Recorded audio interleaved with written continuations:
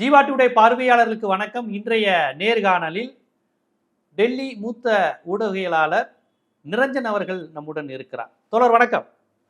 வணக்கம்.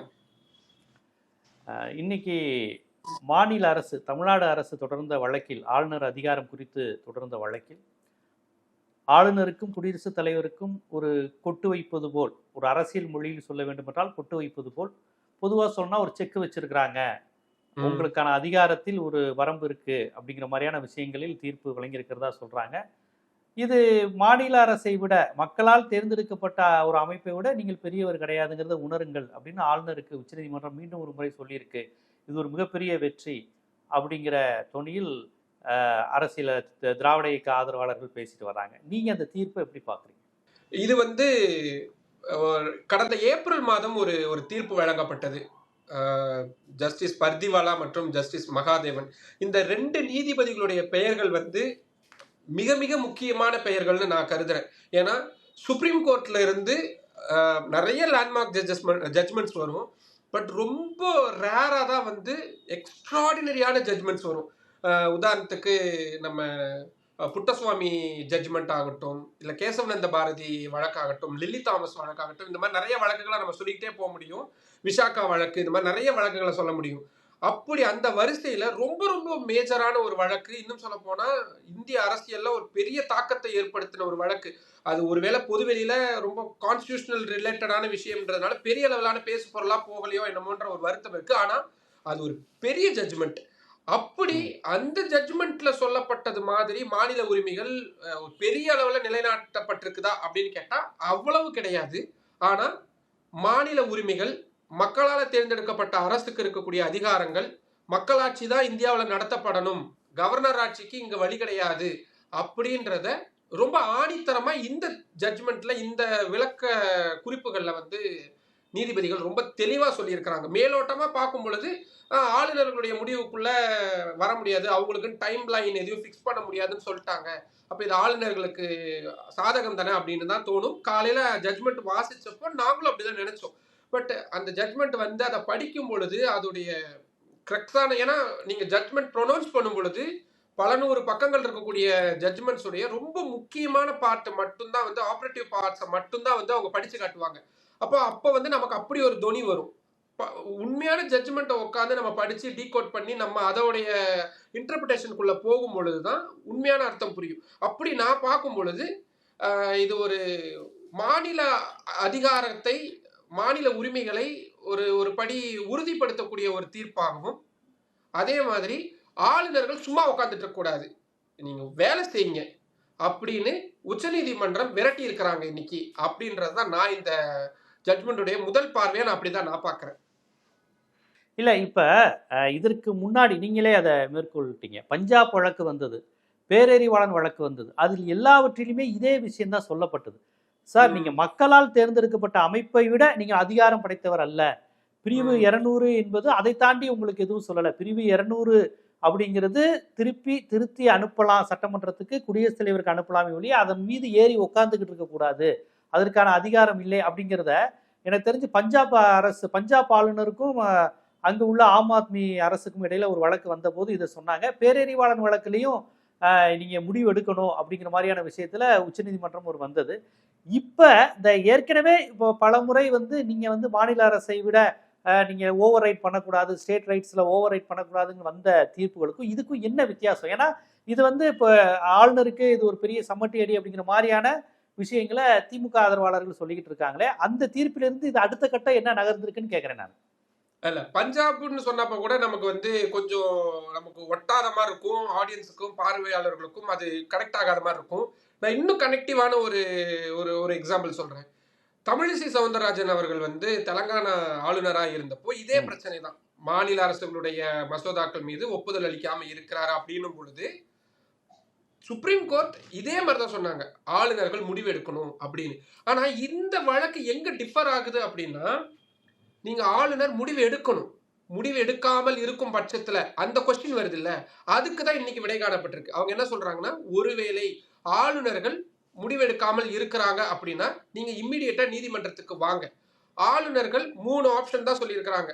ஒன்னு article 200, ஆளுநருக்கும் article 201 குடியரசுத் தலைவருக்கும் ம். 3 ஆப்ஷன்ஸ் தான். ஒரு ஆப்ஷன் நாங்க ஒப்புதல் அளிக்கிறோம், 2வது ஆப்ஷன் நிராகரிக்கிறோம், நீங்க சொல்லுங்க, 3வது ஆப்ஷன் வித்ஹோல்டு. இந்த வித்ஹோல்டு அப்படின்றத அவங்க என்ன நினைச்சுக்கிட்டாங்க, ஆளுநர்கள் இவ்வளவு நாள் நாங்க சும்மா உட்காந்துருப்போம், நாங்க வந்து எங்களோட இஷ்டம் அப்படின்னு. இப்போ சுப்ரீம் கோர்ட் அதுல கிளாரிபிகேஷன் கொடுத்துட்டாங்க. என்ன சொல்றாங்க, வித்ஹோல்ட் பண்றீங்களா அப்படின்னா ஒண்ணு அதை குடியரசுத் தலைவருக்கு அனுப்பிச்சு வைங்க, இல்லாட்டி மாநில சட்டமன்றத்துக்கு அனுப்பிச்சு வைங்க. அப்படி அனுப்பி வைக்கும் பொழுதும் நீங்க இதுவா நாள் வரைக்கும் நீங்க நிறைய உங்களோட வீடியோஸும் நான் பார்த்திருக்கிறேன், ஆளுநர் ஒரு மசோதாவை திருப்பி அனுப்பும் பொழுது அப்படின்ற அந்த டீடைல்ஸ் நீங்க பேசும் பொழுது ஆளுநர் எந்த காரணமும் சொல்லியிருக்க மாட்டாரு, ஏவா பியா சியா இல்ல என்ன ரீசன் அப்படின்றத வந்து எதையுமே சொல்லியிருக்க மாட்டாரு. வெறுமனே சும்மாவே அனுப்பி வச்சிருவாரு. ரொம்ப பல மாசம் பல வருஷம் போட்டு வச்சுட்டு சும்மாவே அனுப்பி வச்சிருவாரு. இனி அப்படி பண்ண முடியாது. மாநில அரசு கிட்ட நீங்க விளக்கத்தை சொல்லணும், நீங்க என்ன முடிவு எடுக்கிறீங்க. சுப்ரீம் கோர்ட் என்ன சொல்லியிருக்காங்கன்னா, முடிவெடுங்க, நிராகரிங்க, திருப்பி அனுப்புங்க. இத 3 தான் உங்களுக்கு ஆப்ஷன். இந்த 3ல நீங்க எதை பண்ணணும்னு நாங்க சொல்ல மாட்டோம். ஆனா இந்த 3ல எதையாவது ஒண்ணு பண்ணணும்.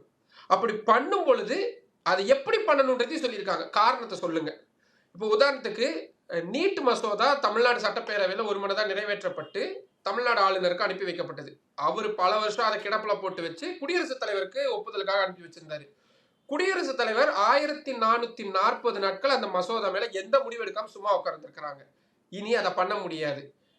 இப்போ உடனே ஒரு கேள்வி எழும், அதான் சுப்ரீம் கோர்ட் சொல்லிட்டாங்கல்ல, நாங்க வந்து ஆளுநருக்கோ குடியரசுத் தலைவருக்கோ எந்த ஆர்டரையும் நாங்க கொடுக்க முடியாது, ஏன்னா ஆளுநருக்கு இருக்கக்கூடிய அந்த அந்த இம்யூனிட்டி அப்படின்றது, அந்த பாதுகாப்பு அப்படின்றது 200ல உறுதிப்படுத்தப்பட்டிருக்கு, அதுல நீதிமன்றம் பண்ண முடியாது அப்படின்னு.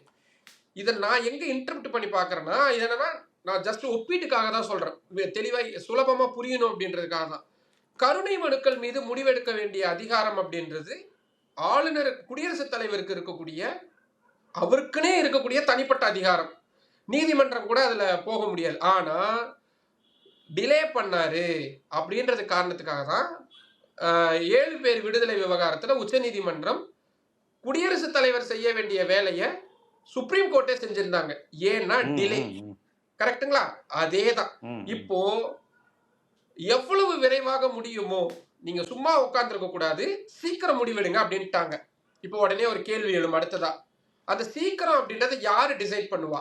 இப்ப ஆளுநருக்கு வந்து ஒரு மசோதா மேல நான் 2 வருஷம் உட்கார்ந்துருப்பேன், என்ன பொறுத்த வரைக்கும் 2 வருஷம்ன்றது டிலே இல்லைன்னு அவர் நினைப்பாரு. குடியரசுத் தலைவர் 1500 நாட்கள் உட்கார்ந்துட்டு எனக்கு டிலே இல்லைன்னு நினைப்பாங்க. அவங்க பாயிண்ட் ஆஃப் வியூ விட்டுருங்க.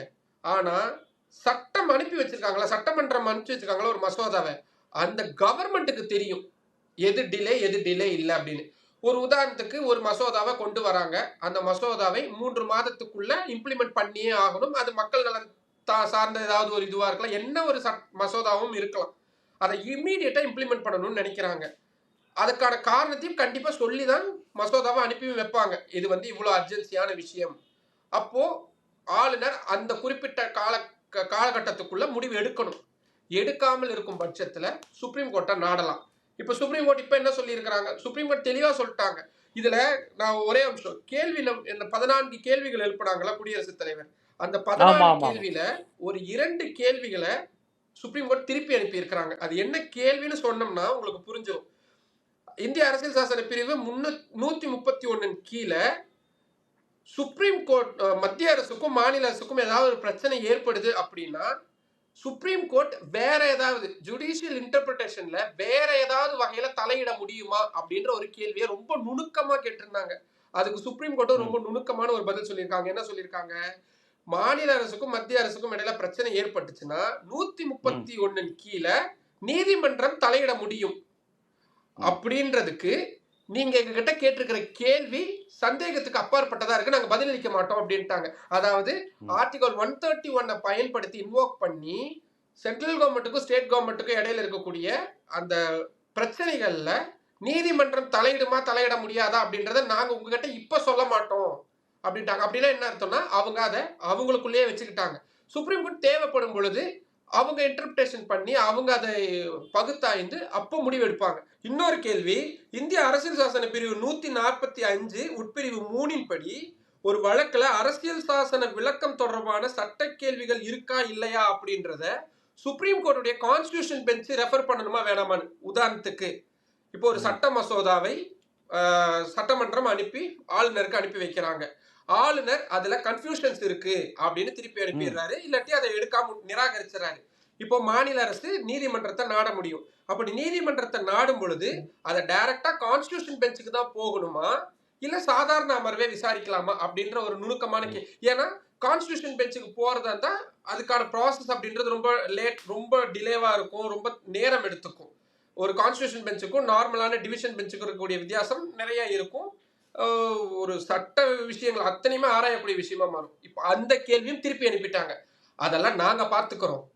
எங்களுடைய அதிகாரத்துக்கு நாங்க நீதிமன்றம் எந்த அளவுக்கு இந்த வரம்புக்குள்ள வரலாமா வேணாமன்றதை நாங்க டிசைட் பண்ணிக்கிறோம் அப்படின்னு இந்த 2 முக்கியமான கேள்விகளை திருப்பி அனுப்பியிருக்கிறாங்க. ஸோ குடியரசுத் தலைவருடைய முடிவின் மீதோ இல்லாட்டி ஆளுநருடைய முடிவின் மீதோ தாமதமாகும் பட்சத்துல அதுக்குள்ள நீதிமன்றம் தலையிடும் அப்படின்றத இந்த கேள்விகளை திருப்பி அனுப்புறது மூலியமா உச்ச நீதிமன்றம் உறுதிப்படுத்திருக்காங்க. இது ஹைலி டெக்னிக்கலான விஷயம்.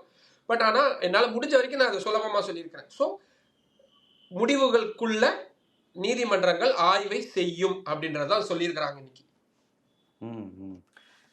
இந்த உங்களுக்கு நல்ல நினைவு இருக்கும், இந்த குடியரசுத் தலைவர் 14 கேள்விகளை அனுப்பிய போது அவர்களுக்கு டென்ஷன் ஆனது என்ன, ஆளுநரினுடைய அதிகாரம் குடியரசுத் தலைவரின் அதிகாரம் குறித்தெல்லாம் உச்சநீதிமன்றம் கேள்வி கேட்குதாங்கிற ஒரு கோபம் அவர்களிடம் இருந்தது.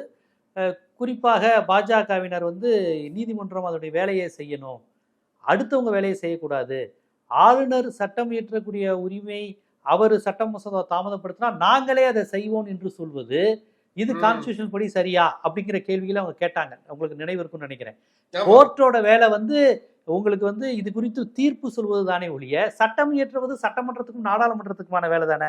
அப்ப நாடாளுமன்றம் சட்டமன்றம் எதுக்கு, அதான் கோர்ட் இருக்கே, ஏதாவதுன்னா அவங்க அந்த பில் பாஸ் பண்ணிடுவாங்கப்பா, இனிமே மசோதாலாம் அங்கேயே ஆயிரும் அப்படின்னு பாஜகவினர் ஆவேசமா பேசினாங்க. அவங்க ஆவேசமா பேசினாலும் அது ஏதோ ஒரு லீகல் பாயிண்ட் மாதிரி தான் அவங்க எடுத்து வச்சாங்க. பாத்தீங்களா, நாடாளுமன்றத்தின் வேலையை அவங்க எடுத்துக்கிறாங்க, அரசியல்வாதிகள் வேலையை அவங்க எடுத்துக்கிறாங்க, ஆளுநர் வேலையை அவங்க எடுத்துக்கிறாங்க. அப்போ சுப்ரீம் கோர்ட் இந்த அளவுக்கு ஜுடிஷியல் ஆக்டிவிசம் நடக்குதா இங்க? அப்போ இந்த இந்தியாவினுடைய 4 தூண்கள் one of the pillar remaining 3 டிபார்ட்மெண்ட்டுடைய வேலையை சேர்த்தே பார்த்துக்குமா அப்படிங்கிற மாதிரி வாதங்கள் வச்சாங்களே. இன்னைக்கு வந்த வெர்டிக்ல இதற்கான பதில்கள் மாதிரி அல்ல இதற்கான பதில் சொல்லும் விதமான ஏதாவது ஒரு விஷயங்கள் இருக்கா? இப்ப என்னன்னா எல்லா விஷயத்துக்குமே ஒரு டைம் பவுண்ட் அப்படின்றது ஃபிக்ஸ் ஆகணும். நீங்க ஒரு சார்ஜ் ஷீட் ஃபைல் பண்றதுக்கு 90 நாள், ஒரு ஆர்டினன்ஸை கொண்டு நீங்க அதை சட்டமா மாற்றுனா 90 நாளுக்குள்ள பண்ணணும், இல்லாட்டி அது காலாவதி ஆகிரும் இப்படின்னு எல்லாத்துக்குமே விஷயம் இருக்கு. ஆனா ஸ்பீக்கர்ஸுடைய முடிவுகளுக்கும் ஆளுநர்களுடைய முடிவுகளுக்கும் குடியரசுத் தலைவருடைய முடிவுகளுக்கும் மட்டும் இந்த டைம் பவுண்ட் அப்படின்றது இல்லாம இருக்கு. இதை நம்ம இன்னும் எளிமையா புரிஞ்சுக்கணும் அப்படின்னா 2 நாளைக்கு முன்னாடி தெலங்கானா ஸ்பீக்கர் சம்பந்தமான ஒரு கேஸ் சுப்ரீம் கோர்ட்ல வந்துச்சு. ஒன்னும் இல்லை, தெலங்கானா மாநிலத்துடைய முன்னாள் ஆளும் கட்சியான பிஆர்எஸ் கட்சியுடைய ஒரு 10 சட்டமன்ற உறுப்பினர்கள் காங்கிரஸ் கட்சியில இணைஞ்சிடுறாங்க. பிஆர்எஸ் என்ன பண்றாங்க, சந்திரசேகர் ராவ் என்ன பண்றாரு, அந்த 10 பேரையும் தகுதி நீக்கம் பண்ணுங்க அப்படின்னு ஸ்பீக்கருக்கு கடிதம் எழுதுறாரு. ஸ்பீக்கர் காங்கிரஸ் கட்சிக்காரரு, சேர்ந்தவங்க காங்கிரஸ் கட்சியில. அப்கோர்ஸ் அவங்க என்ன பண்ணுவாங்க, எடுக்க மாட்டாங்க. ஆனா பாஜக தையா தக்கான்னு குதிச்சாங்க. என்னது இது, ஒரு அரசியல் சாசனத்துக்கு உட்பட்டு செயல்பட மாட்டேன்றாரு. அரசியல் சாசனத்தில் எங்கேயும் சொல்லல ஒரு வாரத்துக்குள்ள ஸ்பீக்கர் முடிவெடுக்கணும், 4 நாளைக்குள்ள ஸ்பீக்கர் முடிவெடுக்கணும், எங்கேயாவது குறிப்பிடப்பட்டிருக்கா? ஆனா அவங்களுக்கு வந்தா ரத்தம், அடுத்தவங்களுக்கு வந்தா தக்காளி சட்னி. ஸோ அதனால அவங்க அங்க தையா தக்கான்னு குதிச்சுக்கிட்டு இருந்தாங்க. பிஆர்எஸ் பண்ணதை விட இவங்க தான் அதிகமா பண்ணிக்கிட்டு இருந்தாங்கன்னு வச்சுக்கலாமே.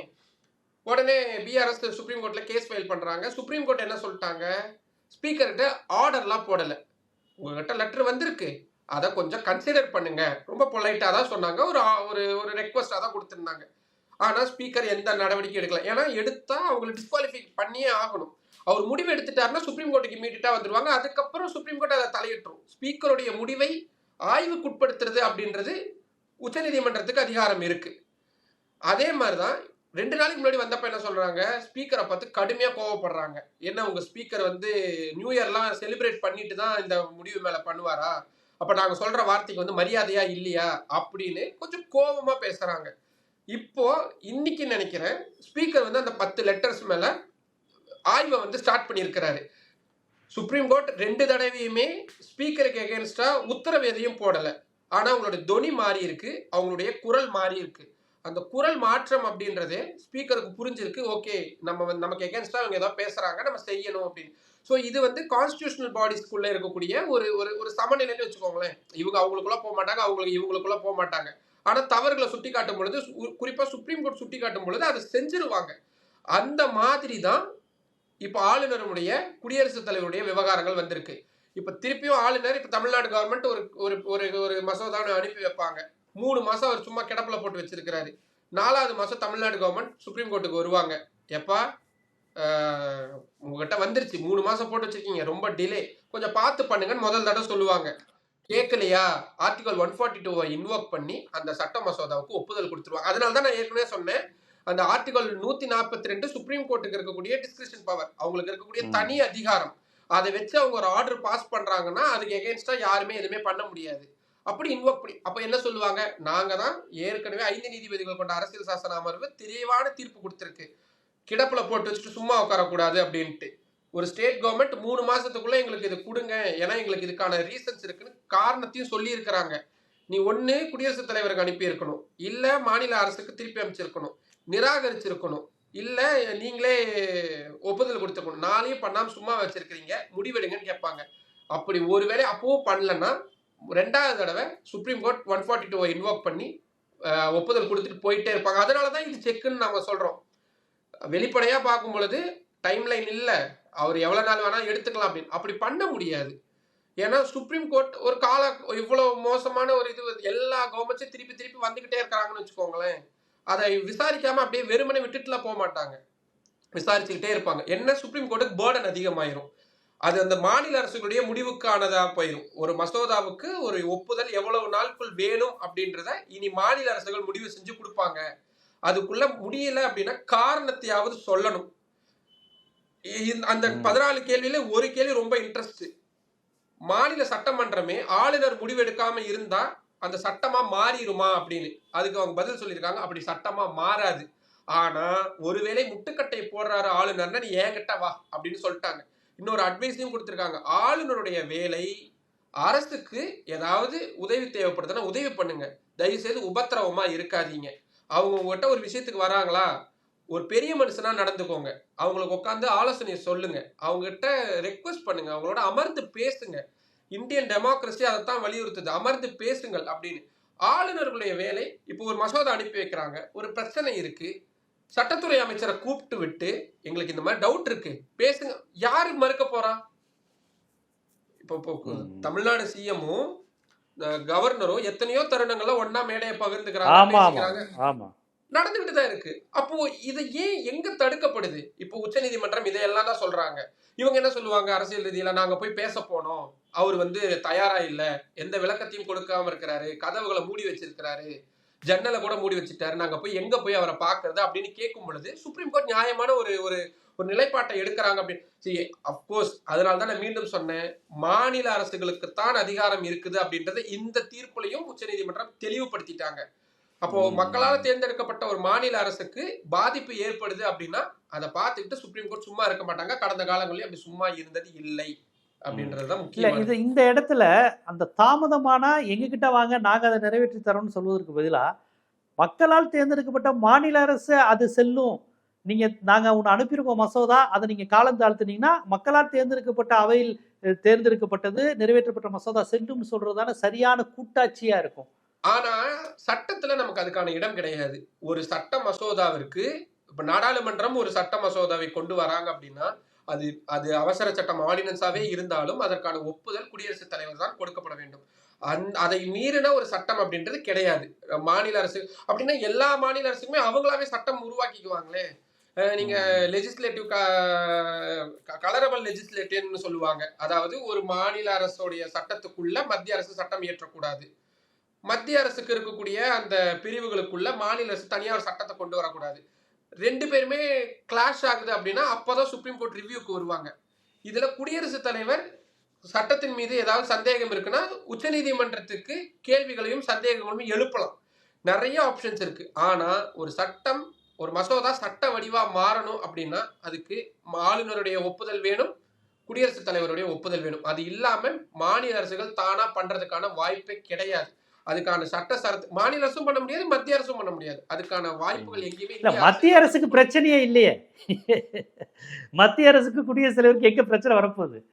அங்க கரெக்ட். அவங்க அனுப்புனாதான் உடனே அவங்க மேடம் முர்மு மேடம் உடனே உடனே ஆயிடும். இது பண்ணிடுறாங்கல்ல. ஆனா பிரச்சனையே எங்க பாஜக மாநிலங்களுக்கு தானே. எங்க ஒரு தவறு பண்றாங்கன்னா, அவங்க இப்ப பண்ணிக்கிட்டு இருக்கக்கூடிய எல்லா விஷயங்களுமே ஆளுநருடைய அதிகாரத்தை அதிகப்படுத்துறோம்னு டெல்லி லெப்டினன்ட் கவர்னர் விவகாரமாகட்டும், இந்த மாதிரி நிறைய விஷயங்கள் அவங்க கொண்டு வரக்கூடிய முக்கியமான திருத்தங்கள், முக்கியமான அவங்களுடைய நிலைப்பாடுகள் எல்லாமே நாளைக்கு ஒருவேளை அவங்களுக்கே எதிராக போகலாம். நம்ம ஹைப்போதெட்டிக்கலாவே எடுத்துக்கலாமே. இந்தியாவை பொறுத்த வரைக்கும் எந்த கட்சியுமே தொடர்ச்சியா அப்படியே ஆண்டுகிட்டே இருக்க போறது கிடையாது.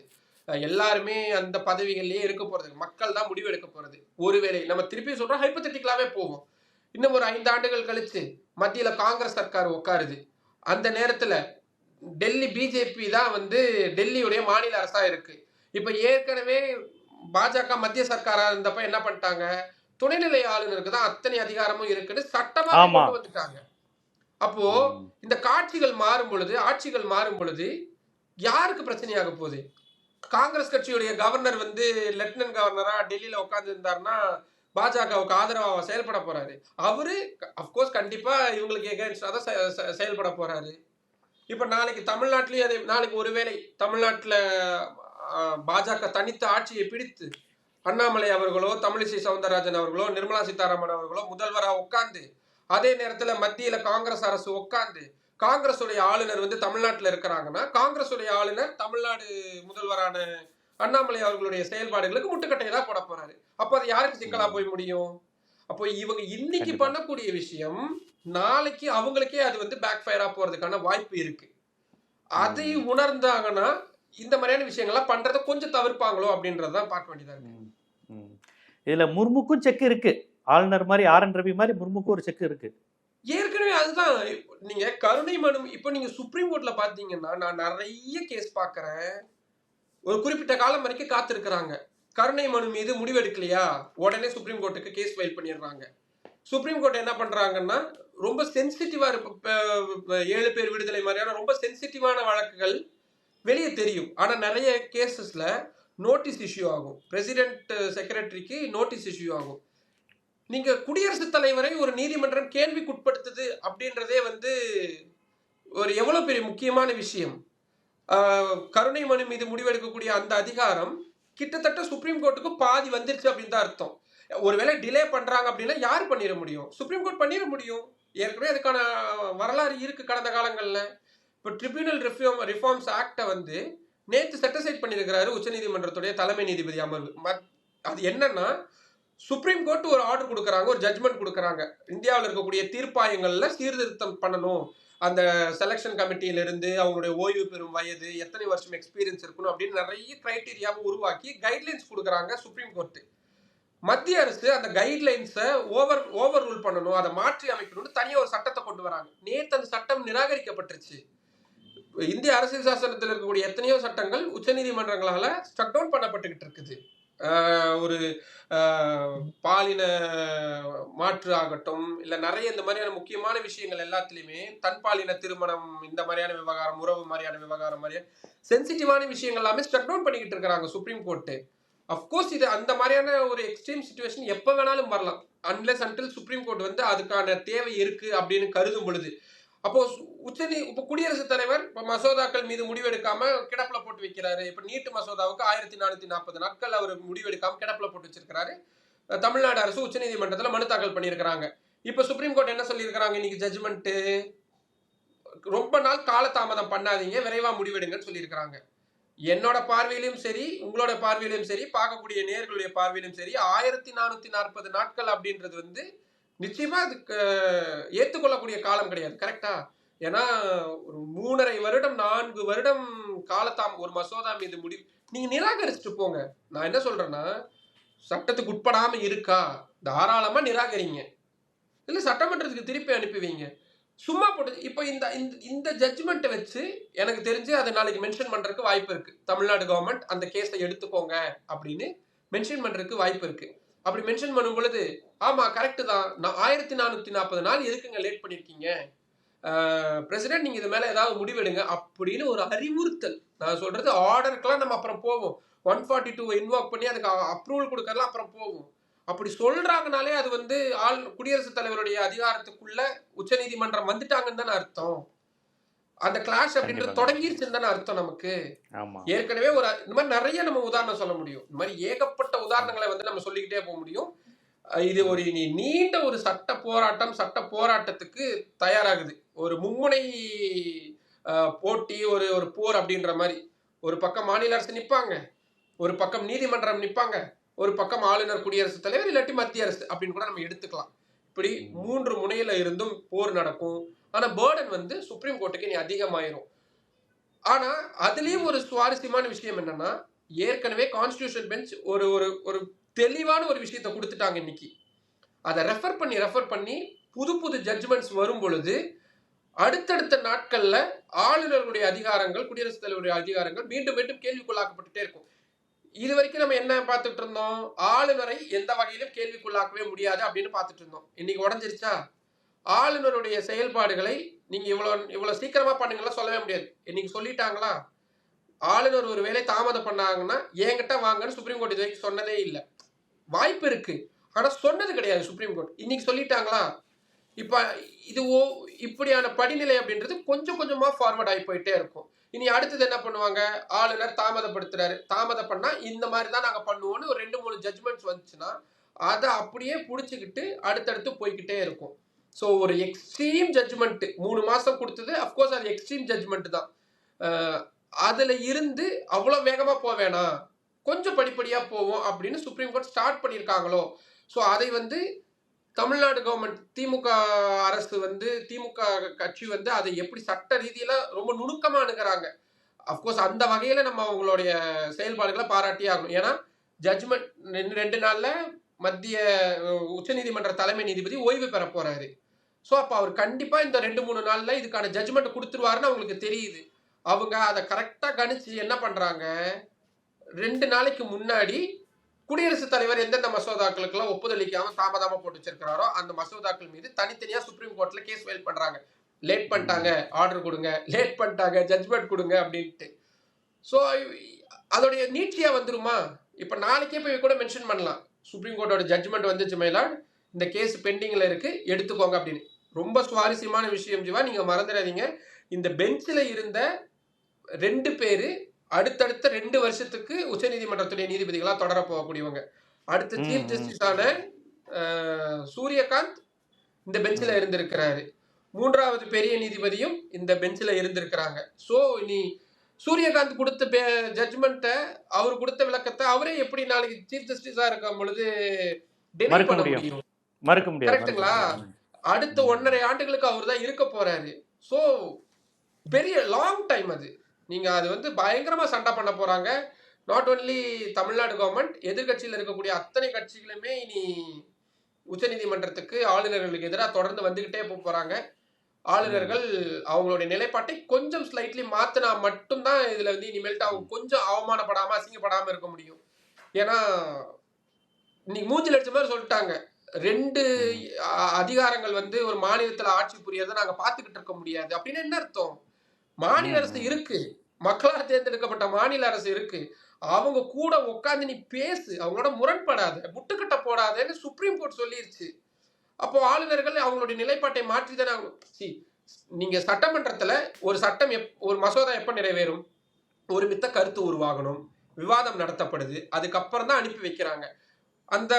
அந்த மசோதாவில் உங்களுக்கு எதுவும் பிரச்சனையா? கட்சிகள் ரோட்டுக்கு போறாங்க, மக்கள்கிட்ட போறாங்க. மக்களுக்கு அந்த சட்டம் பிடிக்கலையா? இப்ப நீங்க உதாரணத்துக்கு 3 வேளாண் சட்டம் எப்படி நிறைவேற்றப்பட்டுச்சு நாடாளுமன்றத்தில் நமக்கு தெரியும். அதுக்கு குடியரசுத் தலைவரும் ஒப்புதல் வழங்கிட்டாங்க. ஒப்புதல் வழங்கினதுக்கு அப்புறமா சுப்ரீம் கோர்ட்டும் ஒன்றும் பண்ண முடியாதுன்ட்டாங்க. ஆனா மக்கள் தன்னெழுச்சியா போராட்டத்துல ஈடுபட்டாங்க. 2 வருடம் சாலையில உட்கார்ந்து ஒரு சட்டத்துக்கு எதிராக போராடினாங்க. அரசு பணிஞ்சது. அது வேற சார், அது டெமோக்ராட்டிக். அது ஒரு பக்கம் நடக்கட்டும். அந்த வேலைகளை, மக்களுடைய வேலைகளையும் ஆளுநர் எடுக்கக்கூடாது. உங்களுக்கு பிடிக்குதா பிடிக்கலையா? அது யாருக்கான சட்டம்? ஆளுநருக்கான சட்டமா? ஆளுநருக்கு தனிப்பட்ட முறையில கொண்டு வரப்படக்கூடிய சட்டமா? அது அந்த மக்களுக்கான சட்டம்.